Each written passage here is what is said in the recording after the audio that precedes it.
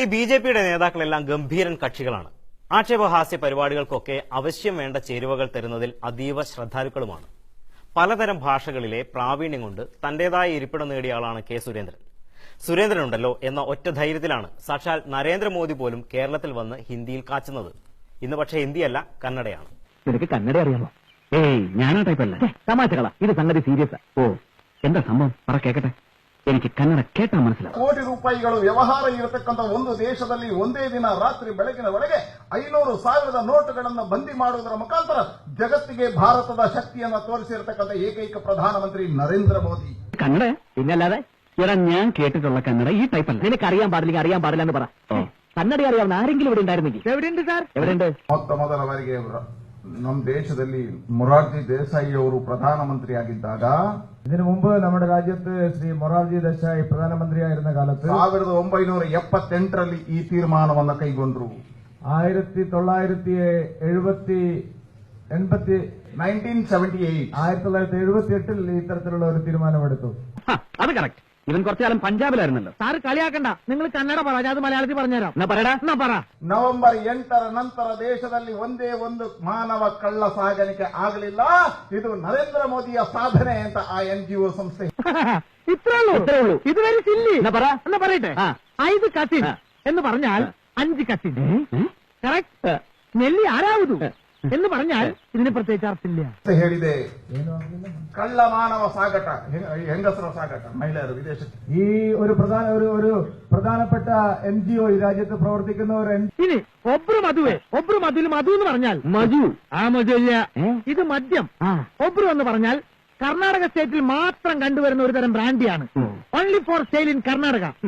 മാടിക്കുണ്ട്രി എന്ന് പറഞ്ഞാൽ മാടി വിളിക്കുക. അതില്ല, മേടിച്ചുകൊണ്ട് വരിക.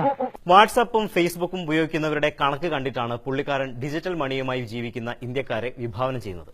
മാത്രവുമല്ല, 1-2 വർഷത്തിനിപ്പുറം ഇന്ത്യൻ മണിയായ 15 രൂപയ്ക്ക് $1 അമേരിക്കൻ പണം കിട്ടുമത്രേ.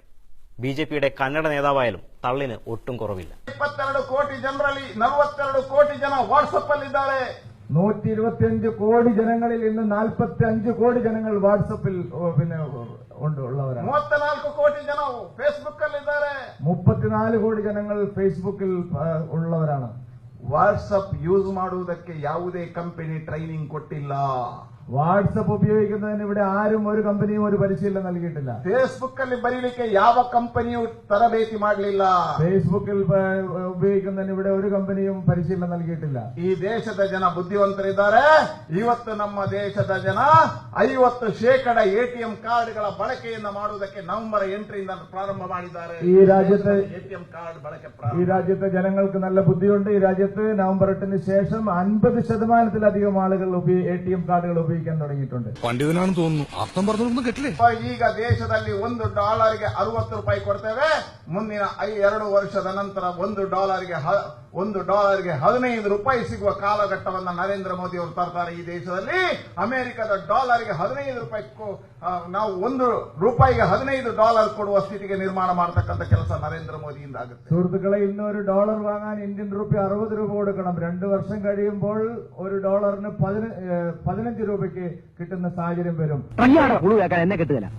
ഇവരെ കൊന്നുകൊണ്ടിരുന്നു. ഞങ്ങൾ അധിവസിക്കുന്ന 15 ലക്ഷം കോടിയിലധികം രൂപയുടെ കറൻസി കൈകാര്യം ചെയ്യുന്ന ഇന്ത്യ രാജ്യത്ത് ഒറ്റ രാത്രി കൊണ്ട് ആ കറൻസി അസാധുവാക്കിക്കൊണ്ടുള്ള അത്ഭുതകരമായിട്ടുള്ള പ്രവർത്തനം നടത്തിയ ഒരേ ഒരു ഭരണാധികാരിയാണ് ശ്രീ നരേന്ദ്രമോദി. ಅಮೆರಿಕದಲ್ಲಿ ಒಂದು ಪರಿವರ್ತನೆ ಆಯಿತು. അമേരിക്കയിൽ ഒരു പരിവർത്തനം വന്നു. ಅಮೆರಿಕದಲ್ಲಿ ಜನರ ಕಲ್ಪನೆಗಳನ್ನ ಮೀರಿ ಅಲ್ಲಿಯ ಅಧ್ಯಕ್ಷನಾಗಿ ಟ್ರಂಪ್ ಆಯ್ಕೆಯಾದರು. അവിടെ അമേരിക്കയുടെ അധ്യക്ഷനായി ട്രംപ് വരില്ല എന്നുള്ളതായിരുന്നു ഒരു സാമാന്യമായിട്ടുള്ള പ്രതികരണം. എന്നാൽ അവിടെ ട്രംപ് അധികാരത്തിൽ വന്നു. ആ പരിവർത്തനീയ ഗാളിയ ಹಿಂದೆ ಇದ್ದದ್ದು ಭಾರತ. ആ പരിവർത്തനത്തിന്റെ കാറ്റിന്റെ തുടക്കം യഥാർത്ഥത്തിൽ ഭാരതത്തിൽ നിന്നായിരുന്നു. ഞാനൊരു 10 പോയി ചൈനക്കാരെ ഓടിച്ചിട്ട് വെടിവെച്ചു വന്നു. അപ്പൊ ഈ ഭൂപേന്ദ്ര സിംഗ് പറഞ്ഞു, മുझे भी एक चीना वाला को मरना चाहिए. എനിക്കും ഒരു ചൈനക്കാരനെ കൊല്ലണമെന്ന്. ഞാൻ എന്റെ ഗൺ കൊടുത്തു. ഗൺ കൊടുക്കട്ടെ? ഗൺ കൊടുത്തു. പക്ഷേ ഈ കഥ നമുക്ക് ഇവിടെ വെച്ച് നിർത്താം. അപ്പോൾ ഇന്നത്തെ പരിപാടി